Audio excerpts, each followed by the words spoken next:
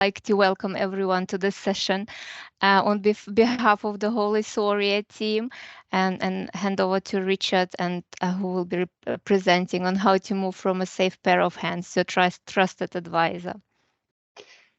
Okay, thanks, Helena. I'm going to kick off. I'm not going to give much of an introduction to myself. I'll say a few things as we go through.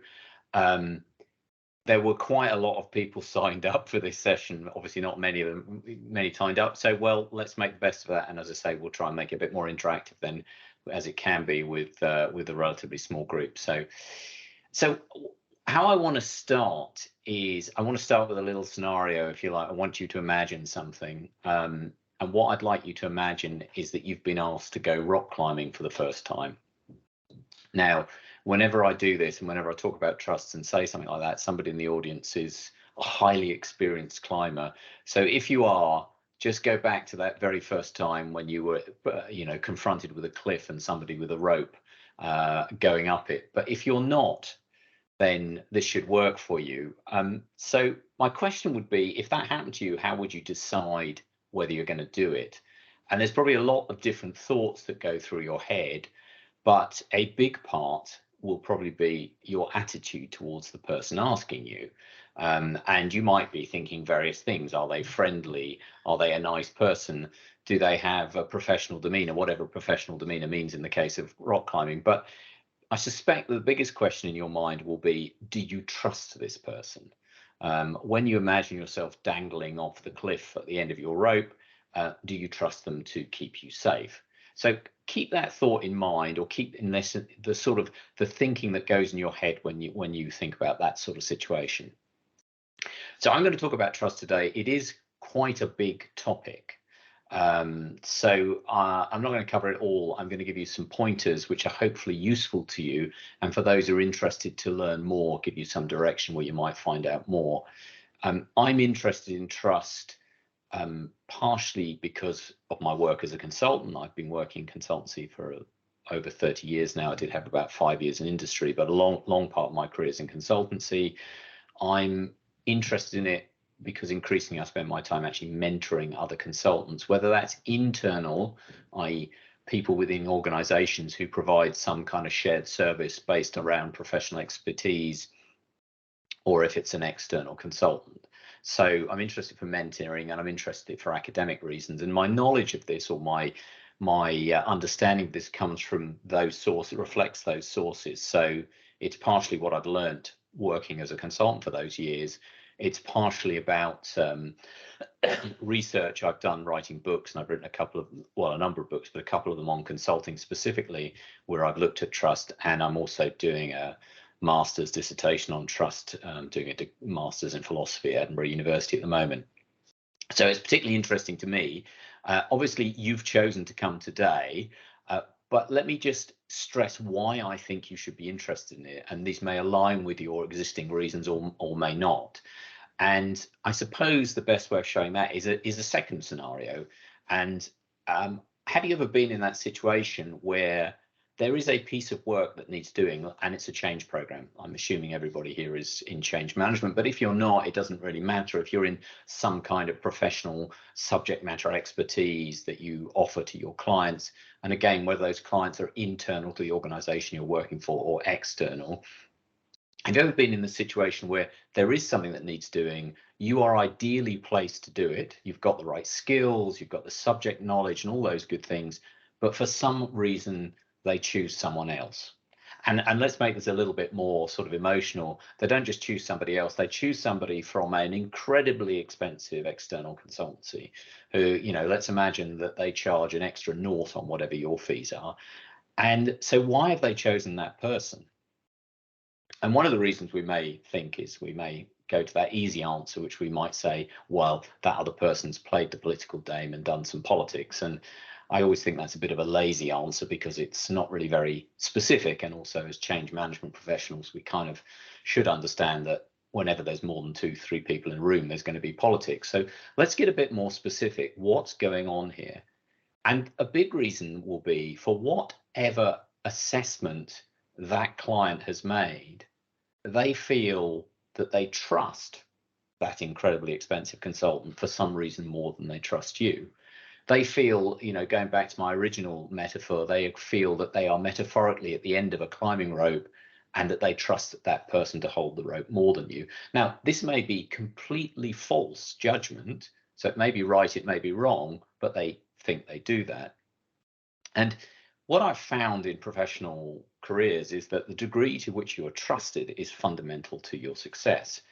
And what that person who has been more trusted in this situation possibly knows, either consciously or unconsciously, is that the degree to which you are trusted is influenced to a huge extent by the way you behave with your clients. And I'm using this term client. Again, if you're internal, you may not use that word, but I'm thinking of whoever it is who contracts with you and gives you the work that you do. And the way you're trusted will significantly influence your success. And let me go into that a little bit more. I mean, if we think about finding work, somebody who is trusted is much more likely to get work than somebody who is not trusted. If we think about contracting for work, and whether that's formally contracting in that sort of external consultant sense, or just setting up to do some work in the internal sense, it's significantly easier if you're trusted. There's a big difference between the situation in which someone says, great, here's a change initiative I want you to work on, can you start on Monday? And the person who says, well, yeah, I'm interested in working with you, but I need you to do 5 rounds of interviews before we get there, and I need to check you out on various different ways. It's a much simpler process if we're trusted. It's much more, if you're external, it's actually significantly important to your profitability. If you're internal, it means you're going to get directly onto working on work rather than faffing around finding clients. And when we're delivering work, again, there's a big difference between the change initiative when our client is saying, great, get on with it. If you need any help from me, just give me a call. I'll give you what support I need, but I'm going to leave you alone to get on with it, as opposed to the person who says, you know what, I want 15 minutes of your time every day. I need a daily update. I want to be kept informed, which we can read in between the lines means I don't really trust you. So there's all these situations. And the third thing I'll say about trust is when we enter into conversations, when somebody trusts us, we generally get much more useful information and data from that conversation than we do if we're not trusted. And I'm not necessarily saying if we're distrusted, but if we're just neutral in terms of trust. And think of yourself, what you will say to people you know and trust, as opposed to people you don't necessarily know and therefore you don't yet trust. So it's going to impact your work, but the important thing is the way you act can influence the degree you're trusted. So, you know, I think if we go through nothing else today, 2 points you can take away immediately is, one, your success will be fundamentally driven by the amount of you are trusted, and 2, you can influence that. Now, as a complete aside, I'm going to focus on trust today, and it is central to this title we've given this talk, from safe pair of hands to trusted. Can't remember whether they called it trusted partner or trusted advisor. Sometimes I flip between the two, but it's actually part of our sort of broader bundle, I think, of skills, capabilities, behaviors. It sort of kind of flits across all of those, including things like our ability to influence, our credibility, the way we communicate with our clients. And all these things interact, and they kind of form how we do our work. And there's one thing I've observed through my career, is that when I talk to people who are subject matter experts, so whether that's change managers, whether it's project managers, whether it's any variety of consultants, we tend to, and I'd include myself in this, we tend to spend a lot of time worrying about our subject matter skills. Are we a good change manager? Do we know all the ins and outs of all the change management techniques?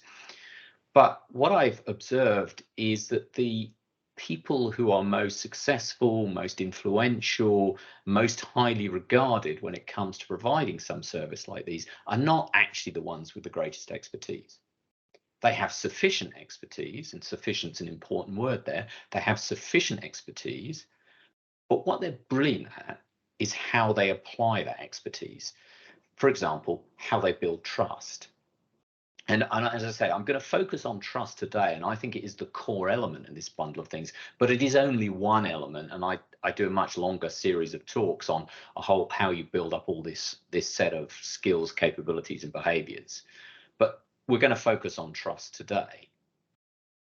Now, when I'm mentoring someone and I'm talking about trust, I give you the typical conversation that happens, and you may be thinking like this yourself. I talk about trust, and I'll generally have a conversation which will go something like this. I will raise the issue of growing trust, and somebody will say something like that. Well, I don't need to worry about that. I understand trust. I get trust. It's part of my everyday life. I'm a nice person. I'm good at my work. I have a great reputation. I build relationships, and people tend to trust me. And I sort of say, well, that's okay. That sounds great. And all those things are important, and all those things are probably helping you to be trusted. But does one of two things or both of them happen to you? One is, are you ever in the situation where you were asked, for example, to be involved in the change project, but you wish you were asked some weeks before or even months before, much earlier in the conversation, to help shape it rather than just do some work on it? And still, are there sometimes situations in which you feel you are the best person to do a piece of work, but you are not chosen? And again, if either of those happen to you, I think it's worth looking at the degree to which you are trusted and why that happens, and we can work on it more. Okay, so let's start talking about trust and how we become more trusted and also more trustworthy. Now, I think to understand trust, there's a few real basics that are worth understanding, and you can go off and understand a lot more, but I think if you get your head around these, it helps a lot. A lot of them are things that seem relatively obvious when I say them, but we're going to draw some less obvious conclusions from them and why you need to think about them in this way. So the first thing is, what is trust? Well, I'm going to tell you what it is by almost telling you what it isn't. And it's not just relying on something. I'm talking to you, I'm using my my webcam, and I'm using an internet service, and I'm relying on that to work. And if it breaks down, I shall be annoyed and possibly even angry, but I'll get over it. When somebody is trusted and that trust fails, it's not, we don't get annoyed, we don't get angry, we feel betrayed. Okay, and that's a much more intense emotion, and this is core to understanding trust. And any of you who have had, for example, a personal relationship breakdown, you'll often know that that's sometimes a sense of betrayal associated, and that's important to understanding trust. So let's look at that. But I think we can automatically draw one thing from that straight away, which is we want to be trusted. We like being trusted. It's kind of an insult to be saying you're not trustworthy, whereas being trusted is a compliment. But the fact that if trust fails, it leads to betrayal should make us conclude straight away, we want to be trusted, but we only want to be trusted when it's appropriate for it to be trusted. Okay, so hold that thought, we'll get back to that. So the next thing is then, if trust breaks, why do people feel betrayed? Why does betrayal, if you like, the sign that what trust is breaking down? Well, and this gets to the heart of trust. When we trust someone, we make ourselves vulnerable. We take a risk that they are going to do the things that they say they're going to do. And in the climbing example I gave at the very beginning, of course, we're really taking a serious risk. We need that person to hold that rope. Otherwise, we're going to pay a pretty severe penalty. But when we take about it in a professional situation with our clients, people asking us to help them with change initiatives, help them with their change challenges, they are taking a professional risk on us in the sense that they're going to let us do something which, if it doesn't work out for them, is a risk for them. Something could go wrong. And if you want to think about this in terms of yourself, I mean, one of the ways to check if you trust people or not is what I call your cognitive load. So if anybody here has got children, I don't know any of you, and I can't see any of you, but if anybody's got teenage children, you may say to them sometimes you trust them, but actually every 5 minutes you'll be checking out what they're doing, and that your words and your behavior are at odds there, and you're actually showing you don't trust them. When we trust someone, we don't really have a heavy cognitive load. We just feel, great, I've let so-and-so do this. I trust them to do it. I can let go now. I'm comfortable. Okay, so that's a sign of trust. A sign of distrust, when we're just using the words, it's when we're still carrying that heavy cognitive load and worrying about things when it goes along. And this again points to this whole point that in trusting, we are opening ourselves up to vulnerability when taking a risk on somebody else.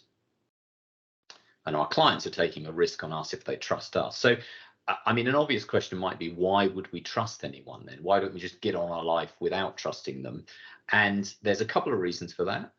One, actually our life would be pretty painful if we didn't trust anyone. It makes our life much more efficient to trust people because we can get other things done. And in our daily life, we trust people all the time. If you think about the situation where you're walking around a town and you don't know where you are and you ask someone directions, you generally just trust them. You don't question it too hard.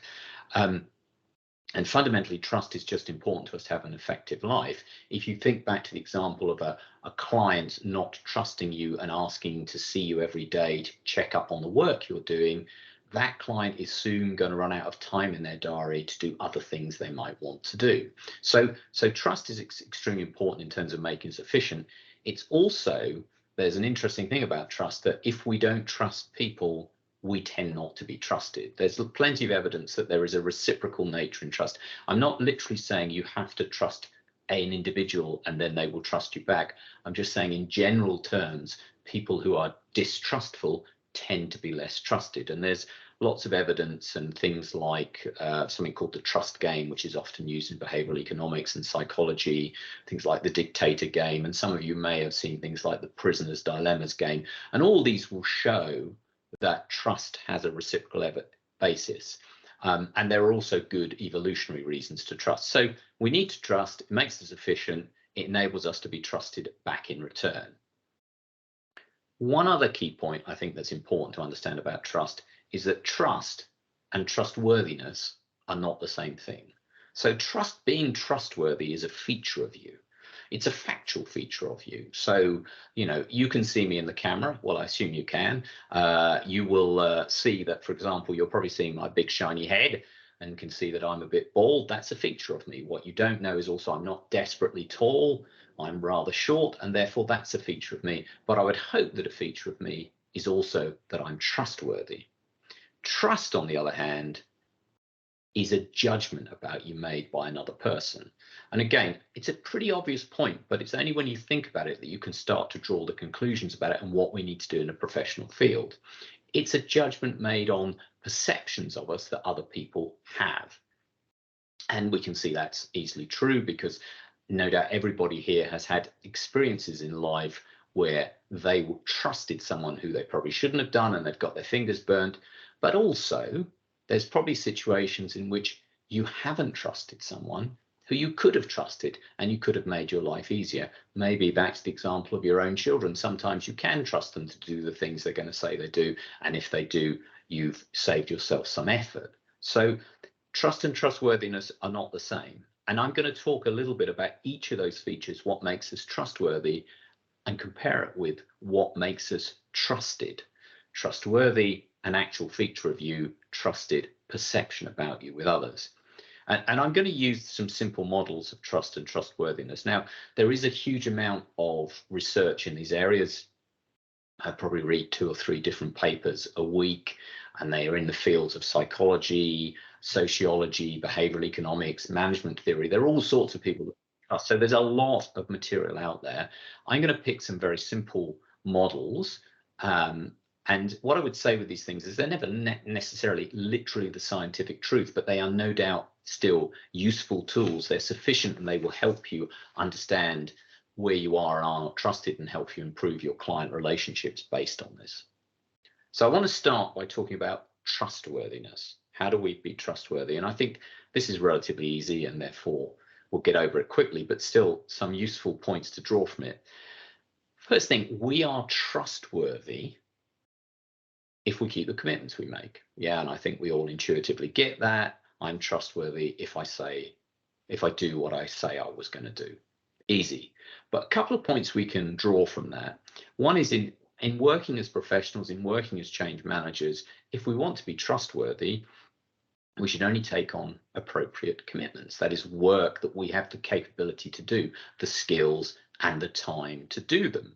And if we're not doing that, we're not really being trustworthy. Now, it's always a little awkward in our sort of field because no one change initiative is exactly like another, and therefore there's a judgment call as to whether it's sufficiently alike for our skills to be appropriate to that piece of work.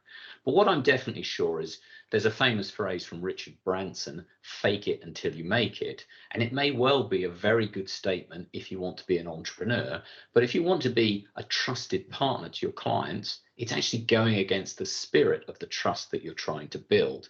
Now, we could have a long debate as to precisely where the line is. When is your skills good enough to take on an engagement? And I think that's a fruitful debate. But for all of us, we know there is a point at which we're stepping over that and not being trustworthy. That's quite obvious, but there's another side, which I think is less obvious, which is that person who finds it hard to say no, and as a result takes on too many commitments. You know, they bump into what we might call Mr. or Mrs. Can you just? Could you just do this? Could you just do that? Now, they know they're very busy. They know they might not quite have the skills. They know they might not quite have the time, but they're too nice not to do it. And this is only going to end up in one place. It may well be unfair, but if you take on commitments that you should be saying no to, and you end up not achieving them, the risk is that the person who asked you not only feels you haven't done it, but actually feels betrayed, because that's inherent in trust when we get it. So being trustworthy is a balance of doing things that we are appropriately skilled to do, but not overstepping the mark, and definitely saying no when we shouldn't do. Okay, now one final point. Someone thinking logically might say, well, if being trustworthy is about not breaking our commitments, am I trustworthy if I don't make any commitments? Now, nobody on this call may have thought that. It's the sort of thing philosophers spend a lot of time arguing over, which probably tells you more about philosophers than you need to know. And the answer is no, and it's one, for a practical reason. You're going to have to make commitments in your career. Professionally, we do. As change managers, we're going to be asked to commit to certain things to our clients, but also, you know, you aren't going to be trusted unless you take on commitments. It's back to that reciprocal thing. If you want people to trust you, you're going to have to make commitments to people as well. Okay, that's trustworthiness. Now let's get on to the bit that you're probably most interested. Why do people trust you or not? How can you improve the degree to which you're trusted? And I want to stress back to the point I made towards the big, about 5 minutes ago, that trustworthiness is a feature of you. You are or are not trustworthy in a particular situation. It's a factual statement. Trust is a perception-based judgment of you. And, you know, we work in change management. We know that perceptions can be right or wrong, and certainly the judgments made on them can be right or wrong. And I'm sure we've all been in situations where people have drawn conclusions from things they have perceived, which we might find are wrong or we might argue with. And it's the same with trust.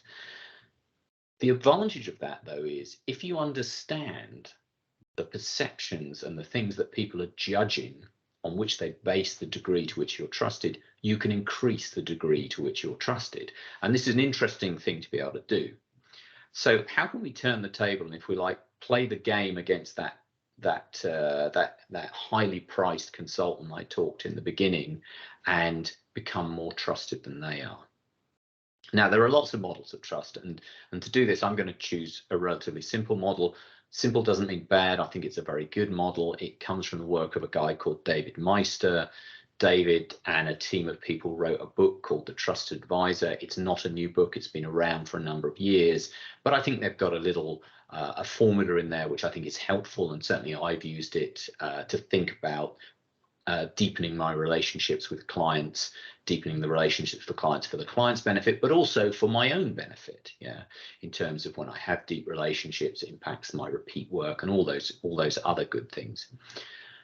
I would say it's not the only other formula, and I will refer to one other piece of work. I'll just throw this out there, and we're going to send some notes out after this, so you don't need to remember this, but there's another person, there's a Harvard Business School academic, her name is Frances Frey. She did a TED talk on trust, and if you're really interested in it, I also think that's worth watching.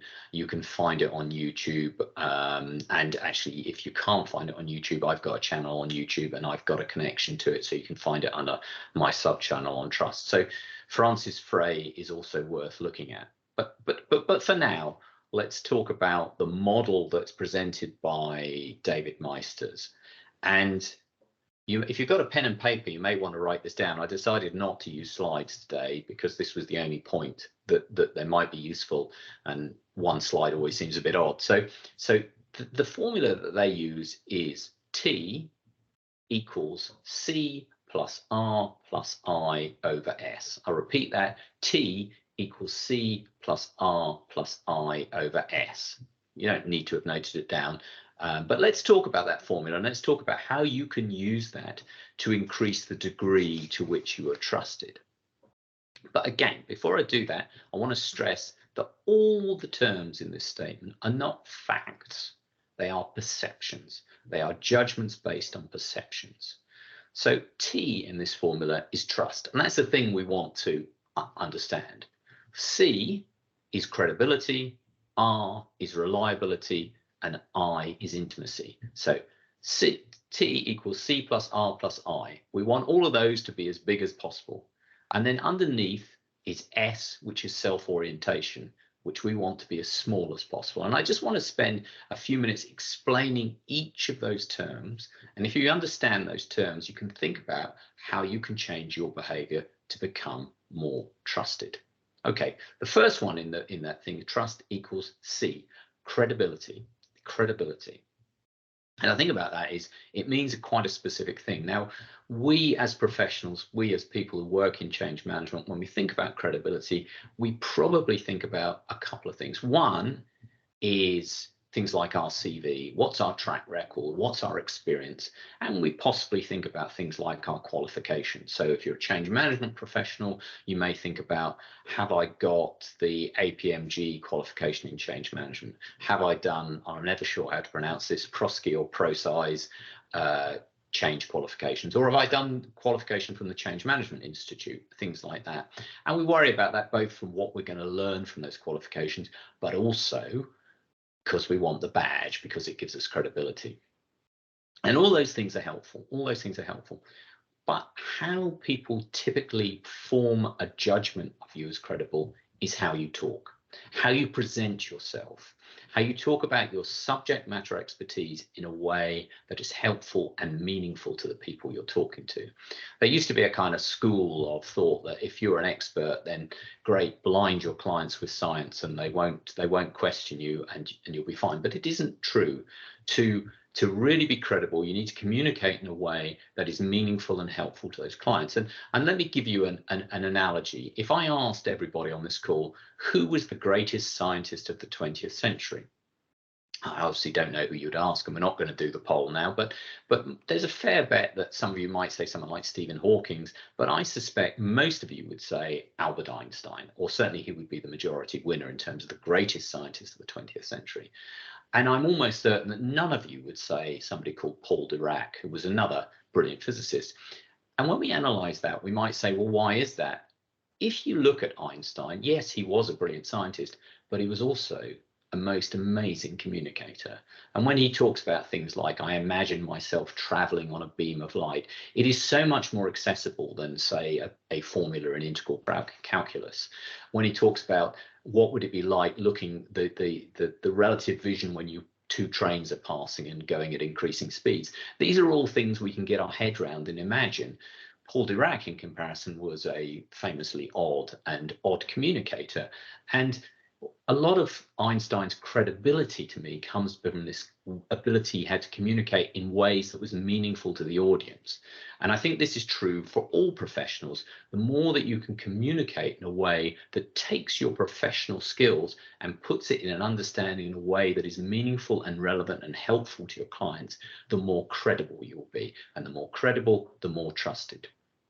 Okay, so that's credibility. Let's take the second part of the equation, reliability, our degree of reliability, how that affects how much we are trusted.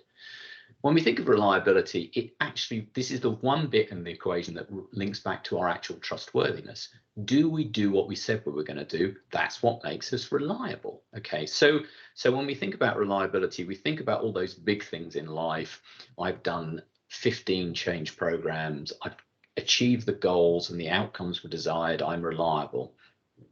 But again, remember, this is about perception. How do people make a perception that you're reliable? And generally, we determine that people are reliable not on the big things, but on the small things in life. So, for example, do you answer emails? Do you respond to phone calls? Do you attend meetings on time, or are you constantly late? Now, I'm not trying to suggest that if you ever miss an email or a phone call or a meeting, that you're going to be regarded as unreliable. That isn't true.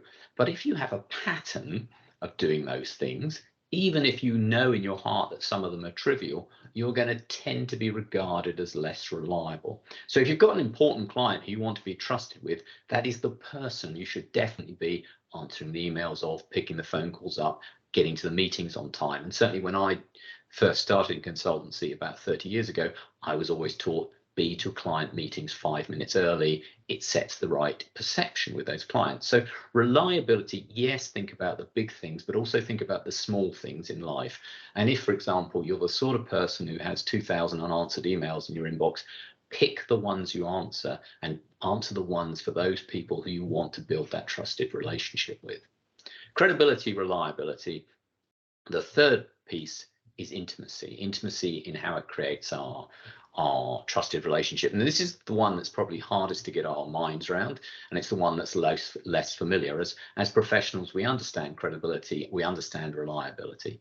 Intimacy is about the relationship we have with those people who we are trusted by. In the case of our clients, that trusted relationship.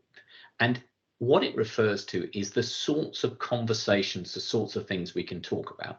And there's a simple test for whether you're intimate with somebody or not. It's, are there any elephants in the room? If there are elephants in the room that you can't mention, you do not have an intimate relationship. If you think you can talk about everything with them, then you have an intimate relationship. And, you know, I'm sure most of us have been in that situation where a client is talking to us about the progress of a change initiative. They're talking about how well or how badly it's going. And let's imagine the client is saying, it's not really going well. I'm not very happy with progress. And we as the change professional are sitting there going, yeah, and the problem is you, Mr. Client, it's you. If you can call that out to the client and say something like, hey, Bob, hey, Mary, actually the challenge is your behavior on this is not aligning with what we're trying to do on the change, then you have that intimate relationship. If you can't, then you don't. And the more intimate relationship you have, you tend to have increased trust. Now, how do we build intimate relationships? Well, we don't build them by immediately jumping in and taking a risky conversation.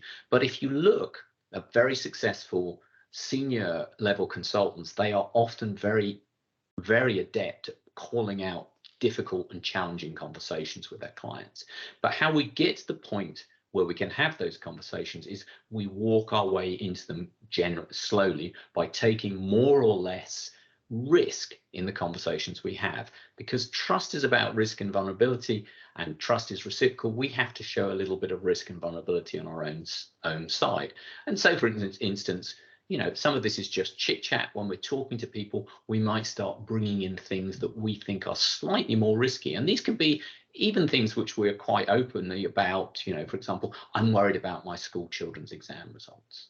Now, you may not think that's very risky, but it's riskier than not talking about anything personal. And by gradually talking about things that we feel slightly uncomfortable talking about, we tend to build a more intimate relationship. But it's undeniably true, there is risk associated with this, and therefore it can go wrong. It's a little bit like that scenario of asking your partner, I don't know, to go out with you for the first time.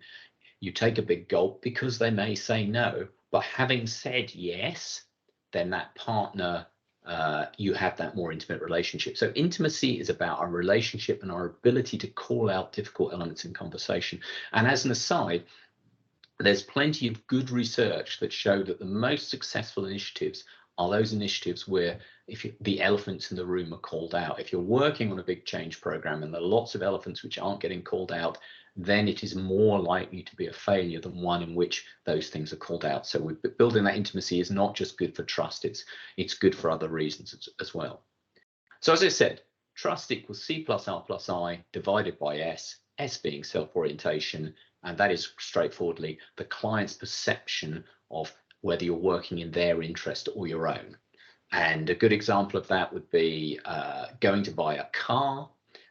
We all know the scenario, and I'm afraid car salesmen get a bad image on this, but I think we've all experienced car salesmen's credible. They know all about the car.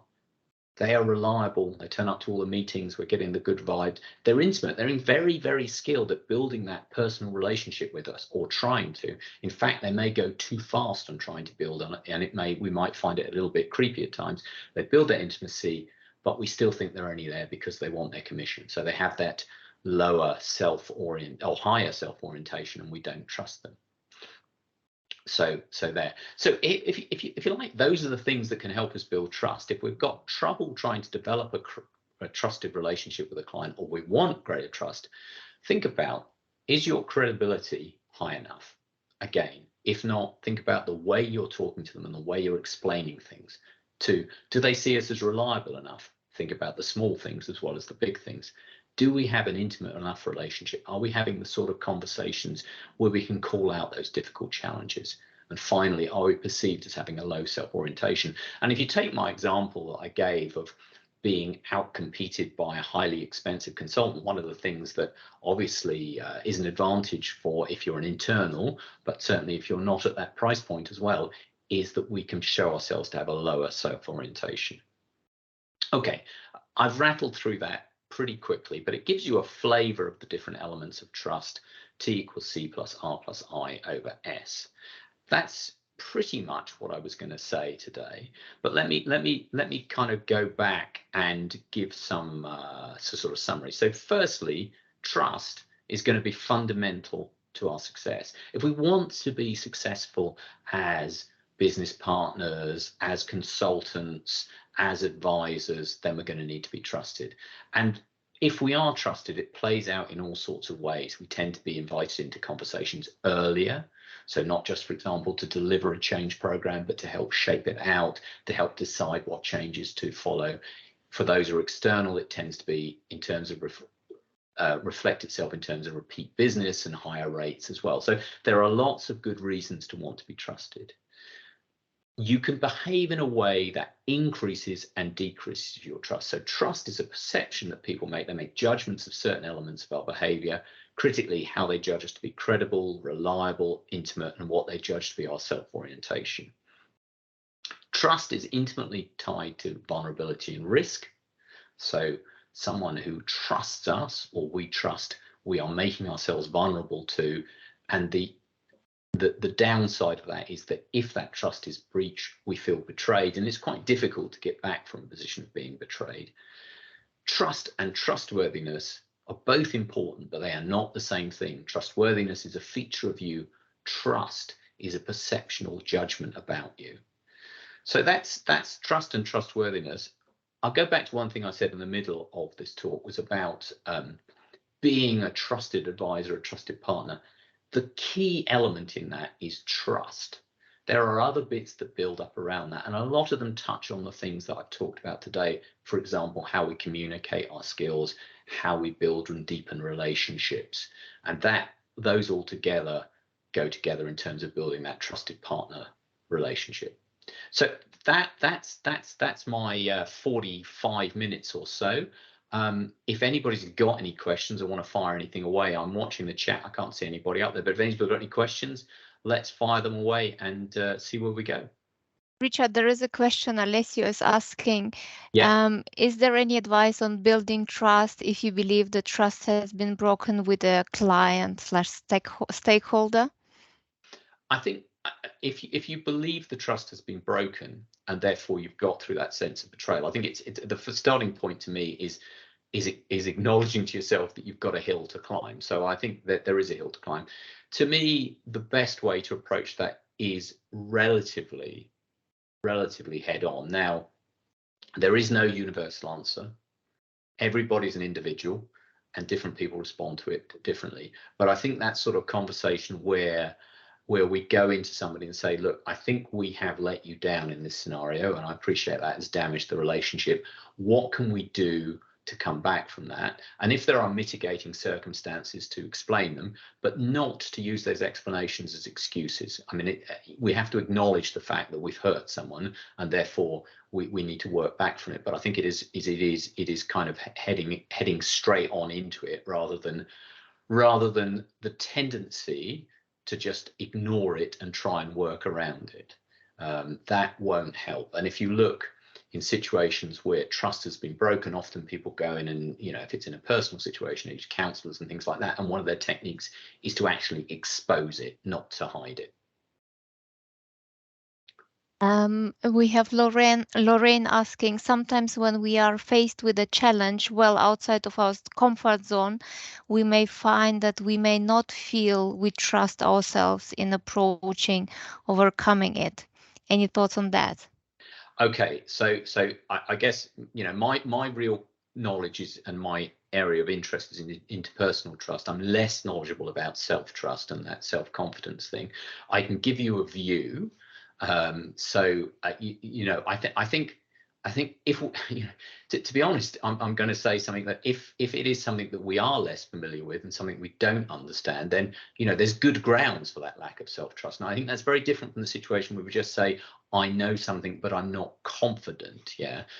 So I think it's important to differentiate between lack of confidence, which kind of starts to get into individual psychology and also gets into the individual situation, from a valid, I actually don't have the skills to do this. Now, certainly for me, if I don't have the skills to do something with clients, and I'll give you a scenario, a client comes to me, and I have a number of clients I've been working with for 15, 20 years, will say, I've got a project of type X, how can you help us?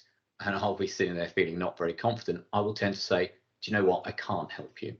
And what I've found in doing that, I tend to put it a bit more sensitively than that, but what I've found in doing that is it actually tends to deepen the relationship, because it tends to show that I've got lower self-interest. I'm thinking of them, not myself, not just my fees, and it tends to build that trust. So if it's that situation, I tend to be fairly direct on it. If it literally is personal confidence in a situation where actually I can do this and I just don't have the confidence, I'm going to slightly dodge the question, because it's probably not something I would regard myself as a specialist in being able to answer.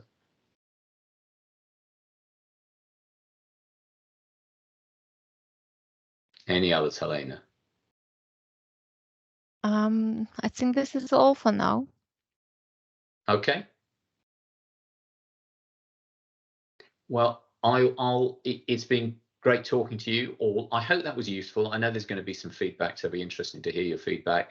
If anything I've said to anybody today thinks, you know, that's interesting, I'd like to talk about more, I'm very easy to get in touch with. I'm fairly easy to find on LinkedIn or something like that, and happy to have a chat. Trust's a subject that really interests me deeply, so happy to have a chat. I'm especially happy to have a chat with anybody. If anybody on this call fundamentally disagrees with me, I always think that disagreement is a good basis to find out and get something new as well. So happy to have a chat with anybody if that's worthwhile. Great. Thank you. Thanks for joining, everyone.